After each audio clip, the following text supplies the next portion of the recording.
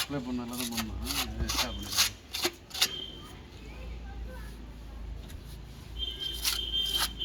முதல்ல வச்சிரு, அப்புறம் கொஞ்சம் காஞ்சோன்னா முறை கொஞ்சம் வச்சுட்டு காயிடும். ஃப்ரைடே ஃபினிஷிங் வராது, காய விட்டு கொஞ்சம் வச்சுட்டு.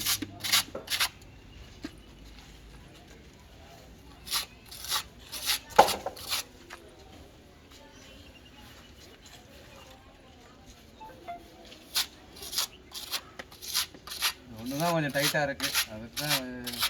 இல்லை, அது நீங்கள் ரேஷியோ கரெக்டாக அளந்து போடும்போது உங்களுக்கு அந்த வரும், கண்டிப்பாக ப்ரஷ்ஷிங் பதம் வரும். ஏன்னா ரெண்டாவது ட்ரையான செவுத்தில் ப்ரஷ் ஓடாது.